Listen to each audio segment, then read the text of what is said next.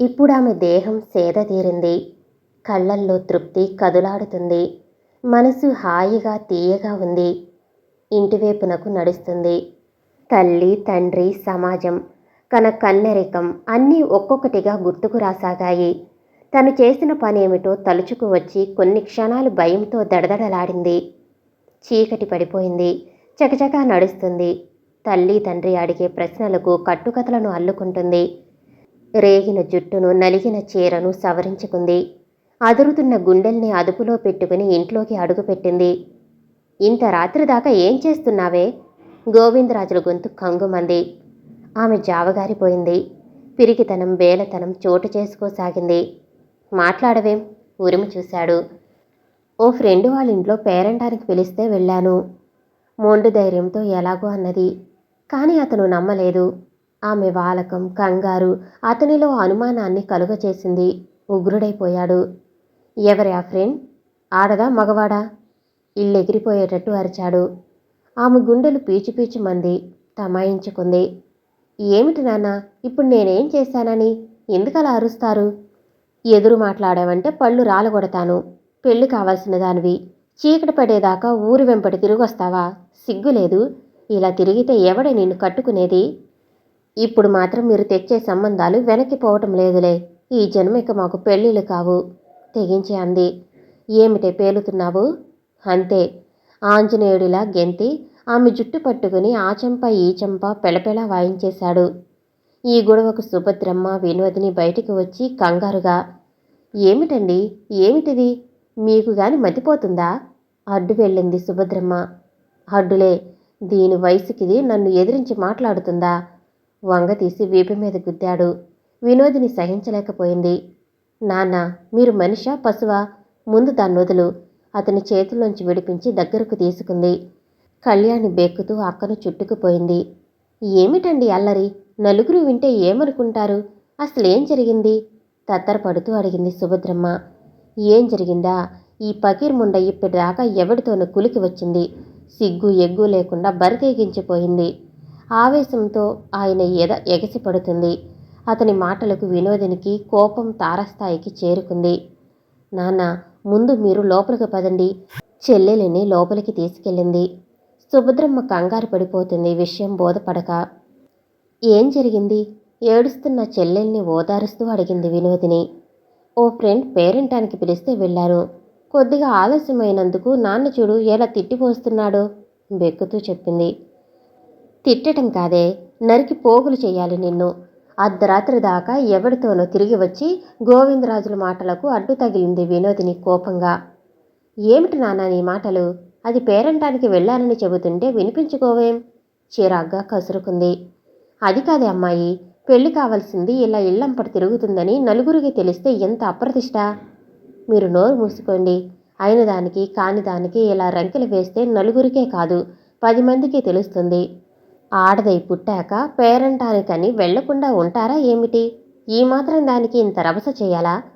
భార్య మాటలకు ఆయన కోపం నసాళానికి అంటుకుంది. నువ్విలా వెనకేసుకు రాబట్టే అది ఇలా తయారైంది. ఇంకేం, పెళ్ళి పెటాకులు లేకుండా ఊరి మీద తిప్పండి, ఎవరితోనో లేచిపోతుంది. నాన్న, కన్న కూతుర్ని పట్టుకుని ఇంత అసహ్యంగా ఎలా మాట్లాడగలుగుతున్నావు?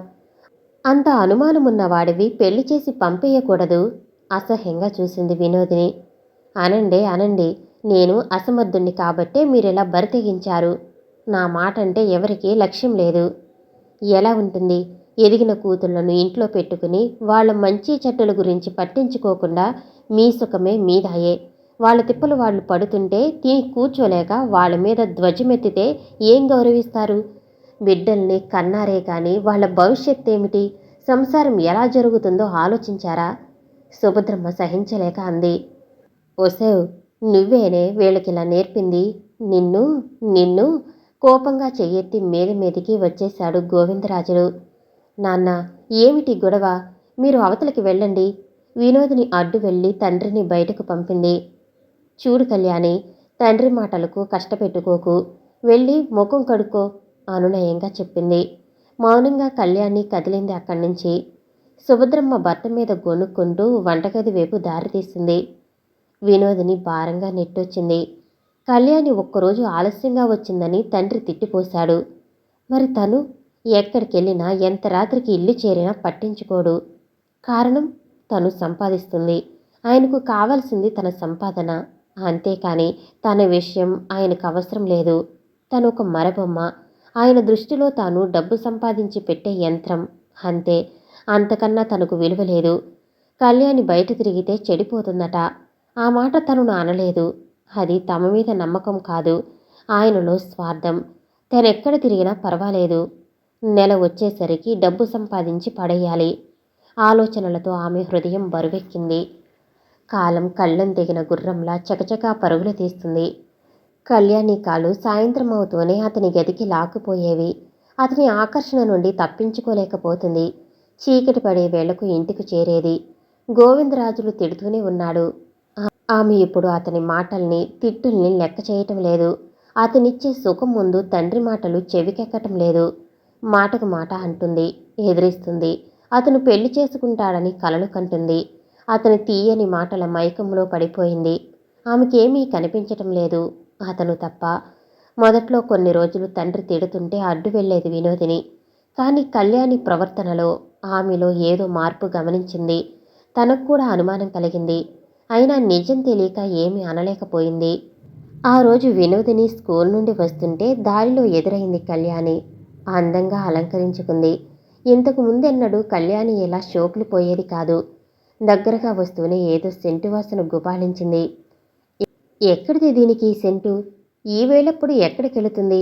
అనుమానం కలిగి నిలవేసింది. ఎక్కడికెళుతున్నావు? కనుబొమ్మలు ముడివేసి అడిగింది వినోదిని. అక్కను చూస్తూనే గతుక్కుమంది కళ్యాణి. తన కంగారును కప్పిపుచ్చుకుంటూ, సరళ సినిమాకు వెళ్దాం రమ్మంటేను తలదించుకుని చెప్పింది. కళ్యాణి, ఒకరన్నారని కాదు, ఎక్కడికెళ్ళినా ఏం చేసినా నీ జాగ్రత్తలో నీవుండాలి. లోకాన్ని మభ్యపెట్టవచ్చు, తన వాళ్లను నమ్మించవచ్చు, కానీ మన ఆత్మను మోసం చేసుకోలేము. ఏమిటక్కా, ఇప్పుడు నేనేం చేశాను? సినిమాకెళ్ళటం కూడా తప్పేనా? చిరాగ్గా చూసింది కళ్యాణి. తప్పని నేననటం లేదు చెల్లి. ఈ లోకం సంగతి నీకు తెలియదమ్మా. రోజూ నీవిలా తిరుగుతుంటే ఎవరికైనా అనుమానం కలుగకపోదు. ఆ తర్వాత ఎన్ని అభాండాలు తలెత్తుతాయో ఆలోచించు. మనం ఏ తప్పు చేయకపోయినా ఆడదిగా పుట్టినందుకు ఒకళ్ళనేందుకు ఆస్కారం ఇవ్వకూడదు. పద ఇంటికెళ్దాం గంభీరంగా అంది. అక్క, నాకు నీతులు చెప్పే ముందు నీవేం చేస్తున్నావో తెలుసుకో. నీవు తిరగలేనిది నేను తిరిగితే తప్ప? అసహనంగా చూసింది. చెల్లెలి తెగింపుకి, నిర్లక్ష్యానికి ఆమె ఆశ్చర్యపోయింది. కళ్యాణి తను అనుకునేంత అమాయకురాలేం కాదు. తననే ప్రశ్నిస్తుంది. ఆమె కళ్ళు మండిపోయింది. మారు మాట్లాడక ఇంటికి పద కోపంగా కదిలింది. నేను రాను మొండిగా అన్నది కళ్యాణి. పిచ్చి పిచ్చిగా వాకకు, ఇది నడిబజారు. కదులు ఉరుము చూసింది. అయినా కళ్యాణి కదల్లేదు. వినోదిని కోపం చివ్వున తలెత్తింది. తమాయించుకుంది. కళ్యాణి చేయి పట్టుకుని ఇంట్లోకి లాక్కెళ్ళింది. కళ్యాణి గింజుకుంది. అయినా వదల్లేదు. ఇంట్లోకి వస్తూనే తలుపులు బిగించి వంకినున్న తాడు అందుకుంది. అక్క భద్రకాళి రూపం చూసి కళ్యాణికి వెన్నెముకలోంచి వణుకు పుట్టింది. ఏది ఇప్పుడు మాట్లాడవే? నేను తిరుగుతున్నానని నీవు తిరుగుతున్నావటే? నాకు ఒళ్ళు కొవ్వెక్కి తిరగటం లేదే. మీ కడుపులు నింపటానికి తిరుగుతున్నానే. చెప్పు, రోజు ఎక్కడికెళ్తున్నావు? తీక్షణంగా చూస్తూ దగ్గరగా వచ్చింది. కళ్యాణికి కూడా కోపం వచ్చింది. చిన్నపిల్లలా పట్టుకుని సంజాయిషీలు అడుగుతుంది. ఎక్కడ తిరిగితే తనకెందుకు? తను చెబుతుందా ఎక్కడికెళ్ళేది, ఎవరితో తిరిగేది? అదే మాట పైకి అనేసింది రోషంగా. సంజాయిషి చెప్పాలా? నీవు ఎవరితో తిరిగొస్తుంది నాకు చెబుతున్నావా? ఆ మాటలు వింటూనే వినోదిని చేతిలోని తాడు కళ్యాణి ఒంటిని తాకింది చర్రున. ఎంతకు తెగించావే? ఎవరిని చూసికనే నీకింత ధైర్యం? ఆవేశంతో ఊగిపోతూ ఏడాపేడా వాయించేసింది. కళ్యాణి ఆ బాధను తాళలేక గగ్గోలు ఏడ్చింది. ఆ అరుపులకు గోవిందరాజులు, సుభద్రమ్మ పరుగున వచ్చారు. అమ్మాయి విను, ఏమిటి ఆ గోల? తలుపు తెరు కంగారుగా అరుస్తూ తలుపు బాదింది సుభద్రమ్మ. వినోదిని అలసిపోయింది. రేపటి నుండి బయటకు కదులు, కాళ్ళు విరగ్గొడతా హూంకరిస్తూ తలుపు తెరుచుకుని బయటికి వెళ్ళిపోయింది. ఏమిటే, ఏం జరిగింది? ఆతృతతో అడిగింది సుభద్రమ్మ. వినోది మాట్లాడకుండా విసురుగా వెళ్ళిపోయింది. కళ్యాణి నేల మీద దోసిట్లో ముఖం కప్పుకుని ఏడుస్తుంది. నేను అనుకుంటూనే ఉన్నా, ఇది ఏదో చేస్తుందని. ఇంకేముంది, మన పరువు బజాన పడేసింది. కొంప మీదికి తెచ్చి ఉంటుంది. శివమెత్తిన గణచారిలా చిందులేశాడు గోవిందరాజులు. మీరూరుకోండి ముందు, విసురుగా కస్సుమంది సుభద్రమ్మ. నా నోరు మూసినా లోకం నోరు ముయ్యలేమే. అయిపోయింది. మన కుటుంబ గౌరవం మంటగలిసిపోయింది. మీకు పుణ్యముంటుంది, పెద్దగా అరవకండి. మీకు పుణ్యముంటుంది. పక్కవాళ్ళు ఎక్కడ వినిపోతారా అని ఆమె ఆందోళన పడుతుంది. గోవిందరాజులు నోరు మూతపడలేదు. తిడుతూనే ఉన్నాడు. మీలో చాలా మార్పు వచ్చింది. ఆమెనే నిశితంగా చూస్తూ అన్నాడు వసంతకుమార్. మీరలా అనుకుంటున్నారంతే. నాలో ఏ మార్పు లేదు. విరక్తిగా నవ్వింది వినోదిని. మునుపటి ఉత్సాహం, చలాకీతనం ఇప్పుడు మీలో లేవు. కొత్త సమస్యల తాకిడి అంతే. అదే అడుగుతున్నా, నాతో చెప్పకూడదా? చెప్పి మిమ్మల్ని కూడా కష్టపెట్టడం తప్ప ప్రయోజనం లేదు. మాలాంటి మధ్యతరగతి కుటుంబాల సమస్యలు ఆరేవి కావు, తీరేవి కావు. ఎప్పటికప్పుడు ఏదో ఒకటి ఉంటూనే ఉంటుంది. నిజమే. కానీ ప్రతి సమస్యకు పరిష్కారం ఉంటుంది. తెలివిగా సాధించాలి. కానీ ఇలా కుంగిపోతే ఏమిటి ప్రయోజనం? కుంగిపోక చేసేదేముంది? కొన్ని సమస్యలకు పరిష్కారం మన చేతుల్లో లేదు. కాలమే వాటికి తీర్పు ఇవ్వాలి. అతని ముందు బయటపడలేక అక్కడి నుండి తప్పుకునేది. అతను ఎంత ప్రయత్నించినా ఆమె నుండి నిజాన్ని తెలుసుకోలేకపోయాడు. ఆమె బాధల్లో భాగం పంచుకోవాలనుకున్నా ఆమె దూరంగా జరిగిపోతుంది. ఈ చిక్కుముడి ఎలా విప్పాలో అతనికే బోధపడలేదు. కాలచక్రం గిర్రున తిరుగుతుంది. స్కూలు చాలా అభివృద్ధి చెందింది. దాదాపు 30 మంది విద్యార్థులు జతకూడారు. ఉద్యోగం లేదనే దిగులు ఇప్పుడు అతనిలో లేదు. కాకుంటే వినోదిని ఎందుకలా ఉంటుందో అర్థం కావటం లేదు. వినోదిని కుటుంబ పరిస్థితులు కొంచెం కుదుటపడినా మానసిక సమస్యలు ఆమెను వేధిస్తున్నాయి నిరంతరం. విరక్తి కలుగుతుంది జీవితం మీద. ఎన్నాళ్ళిలా బ్రతకాలో తెలియటం లేదు. ఎప్పుడు తన వాళ్ళ కోసమే శ్రమించటం సరిపోయింది. తన జీవితం ఏమిటి? తను ఓ ఇంటిదాన్ని కావాలని, పిల్లాపాపలతో సుఖమైన సంసారం సాగించాలని, అనురాగపూరితమైన దాంపత్య జీవితం రుచి చూడాలని ఈ ఆశలకు, కలలకు రూపం ఏర్పడేదెప్పుడు? ఈ సమస్యలు ఆమెను రాత్రులు నిద్ర సరిగ్గా పోనిచ్చేవి కాదు. ఆ రోజు గిరిధర్ సంతోషంగా ఎదురొచ్చాడు. అక్క, నాకు ఉద్యోగం దొరికింది అంటూ. వినోదిని పొంగిపోయింది. తమ్ముని ముఖంలో ఇంతకు ముందెన్నడూ చూడనటువంటి వెలుగును చూసి మనసారా తాను ఆనందించింది. ఏం ఉద్యోగం దొరికింది గిరి? ప్రేమగా అడిగింది. ప్రెస్లో ప్రూఫ్ రీడర్గా దొరికింది. నెలకు 150 ఇస్తామన్నారు. తమ్ముని జీవితం ఒక దారిలో పడినందుకు తృప్తిగా నెట్టొచ్చింది. ఆమె చెప్పిన విషయం విని అతను అదిరిపోయాడు. గుండెలు దడదడలాడాయి. మోహిని, నిజమా? నివ్వెరపోయి అడిగాడు. అవునండి. ఈ విషయం మా వాళ్లకు తెలిస్తే నన్ను బ్రతకనివ్వరు. బేలగా ఏడుస్తూ అతని గుండెల మీద వాలిపోయింది. కథ ఎంత దూరం వస్తుందని అతను ఊహించలేదు. అతని మతిపోతుంది. తర్వాత కర్తవ్యం ఏమిటో బోధపడలేదు. మౌనంగా ఆమె వీపు నిమురుతూ ఉండిపోయాడు. ఏమండి, నాకు అన్యాయం చేయరు కదా? అతను పలకలేదు. మనస్సు మెదడు ఘర్షణ పడుతున్నాయి. మాట్లాడండి, నాకు భయమేస్తుంది. ఏం మాట్లాడేది? పేలవంగా నవ్వాడు. మీ పెద్దవాళ్ళను ఒప్పించి నన్ను మీతో తీసుకువెళ్ళండి. నేను ఇంటికి వెళ్ళలేను. మీరే నన్ను కాపాడాలి. ఆమె కన్నీళ్లు అతని గుండెల్ని తడిపాయి. అతనిలో వింత చలనం బయలుదేరింది. ఆమెనెలా ఓదార్చాలో, పరిష్కారం ఏమిటో అర్థం కావటం లేదు. ఏదో మోజు తీర్చుకుందామనుకున్నాడే కానీ, ఇలా ఇరుక్కుపోతానని కానీ, ఇలాంటి సమస్య ఎదురవుతుందని కానీ అతడు ఊహించలేదు. మొదట్లో తను ఎలా అనుకున్నా ఇప్పుడు ఆమె పాపానికి ఆమెను వదిలి వెళ్ళలేకపోతున్నాడు. అమాయకురాల్ని మోసం చేశానని మొదటిసారిగా కనువిప్పు కలుగుతుంది. ఆమె కన్నీళ్లు అతన్ని మెలిపెడుతున్నాయి. మీరు మాట్లాడకపోతే నాకేదో భయంగా ఉంది. చెప్పండి. నాకు దూరం కారు కదా? నేను మీదాన్నే కదూ? చెప్పండి. ఆ మాటల తీరు అతని మనసును కోస్తున్నాయి. ఆమె మీద జాలి కలుగుతుంది. ఆమెను మోసం చేసి తప్పుకోలేకపోతున్నాడు. ఆమె ముగ్ధత్వం, అమాయకత్వం అతనిలో ప్రేమను, మమకారాన్ని రగిలిస్తున్నాయి. మోహిని, ఊరుకో. నేనున్నంత వరకు నీకేం భయం లేదు. ఎవరడు వచ్చినా నిన్ను వదలను. నీవు నాదానివే, ఎప్పటికీ నాదానివే. నిజం మోహిని, నిన్ను పెళ్లి చేసుకుంటాను. నా ఇల్లాలిగా మలుచుకుంటాను. ఆవేశంగా ఆమెను చుట్టుకుపోయాడు. ఆమె హృదయంలో సంతోషంగా ఉప్పొంగి పొరలింది. మీరు చాలా మంచివారు. ఈ తనువు, మనువు సర్వం మీదే, మీకే అంకితం. పిచ్చిగా అతని మోముపై ముద్దుల వర్షం కురిపించింది. అతను పొంగిపోయాడు. ఆమె తనను ఎంతగా ప్రేమిస్తుందో తెలుసుకున్నాడు. ఏమైనా సరే ఆమెను తనదానిగా చేసుకోవాలని దృఢ నిశ్చయానికి వచ్చాడు. పెద్దవాళ్లతో మాట్లాడతాను. వాళ్ళు అంగీకరిస్తే సరి. లేకుంటే రిజిస్టర్ మ్యారేజ్ చేసుకుంటానని. నీవేం దిగులు పడకు అని ఆమెకు ధైర్యం చెప్పి పంపాడు. అతని మనసిప్పుడు తేలికపడింది. కానీ వెంటనే అంతరాత్మ నిలదీసింది. నీలాంటి జేబు దొంగకు దగా కోరుకు ఎవరు పిల్లనిస్తారు? ఆ అమాయకురాల్ని మోసం చేసి లోబర్చుకున్నావు. నీ సంగతి తెలిసిన రోజు ఆమె ఏమవుతుంది? అంత ప్రేమ ఉన్నవాడివి ఆమెకు నిజమెందుకు చెప్పలేదు? నువ్వు దుర్మార్గుడివి, దగా కోరువు. లేదు, లేదు, ఆమెకు అన్యాయం చేయను. నా పాపానికి పరిహారం చెల్లించుకుంటాను. ఆమెకు నిజం చెప్పేస్తాను. నేను మారిపోయాను. ఆమెతో కలిసి కొత్త జీవితం ప్రారంభిస్తాను. నిజం, నేను మారిపోయాను. ఆమెతో కలిసి కొత్త జీవితం ప్రారంభిస్తాను. నిజం, నేను మారిపోయాను. నా గుండెల్లో ప్రేమ జ్వాల రగిలించి నన్ను మార్చేసింది ఆమె దేవత. ఎవరు కాదన్నా మా పెళ్ళి ఆగదు. ఇది నిశ్చయం. తనకు తాను జవాబు చెప్పుకున్నాడు. ఓ మాట అడుగుతాను, నిజం చెబుతావా?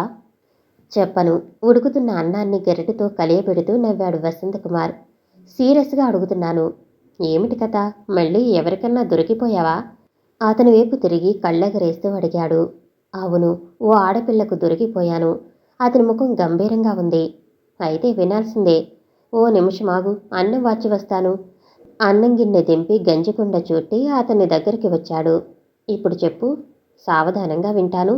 నీ జాతకమేమిటో? ఎప్పుడు ఆడపిల్లల చేతిలో దొరికిపోతున్నావు? వసంత్ కుమార్ నవ్వాడు. కానీ కృపాల్ నవ్వలేదు. తమాషాలు కట్టిపెట్టి నేను చెప్పేది జాగ్రత్తగా విను.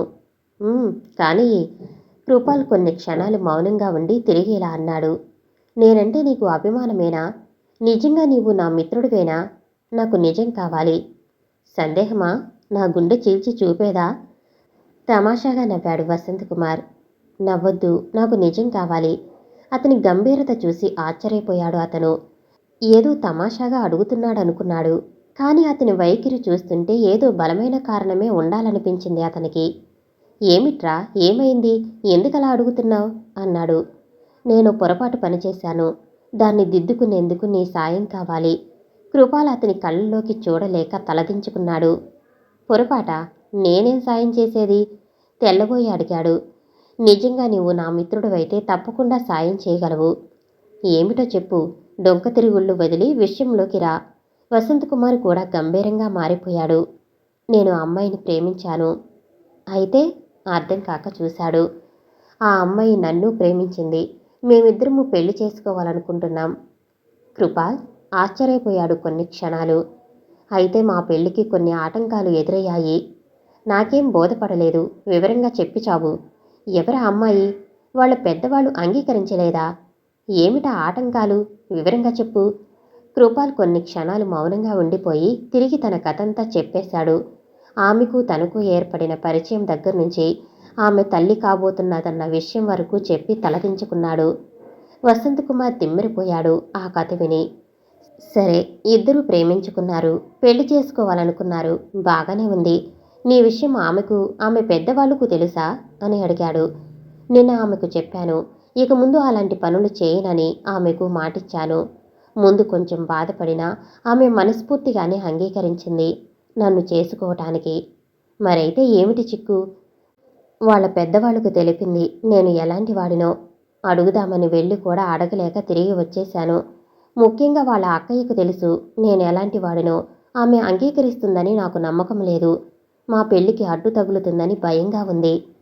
అతను మౌనంగా ఉండిపోయాడు. కృపాలే అన్నాడు. నేను నిజంగా మారిపోయాను. పాత జీవితానికి స్వస్తి చెప్పేశాను. కానీ ఈ విషయం వాళ్ళకు చెప్పటానికి భయమేస్తుంది. ముఖ్యంగా ఆమె అక్కయ్య ఎదుట పడలేకపోతున్నానెందుకు? ఎందుకు? ఎవరా అమ్మాయి? కృపాల్ కొన్ని క్షణాలు తటపటాయించి చెప్పాడు. వినోదిని చెల్లెలు. కృపాల్ చువ్వున తలెత్తాడు. ఆవేశపడకు. ఆమె వినోదిని చెల్లెలని నిన్నటి వరకు నాకు తెలియదు. ఈరోజే తెలిసింది. ఉదయం వాళ్ళ తల్లిదండ్రులతో మాట్లాడుదామని వెళ్ళాను. వినోదిని చూస్తూనే నా గుండె ఆగినంత పనయింది. లోనికెళ్లకుండా తిరిగొచ్చేశాను.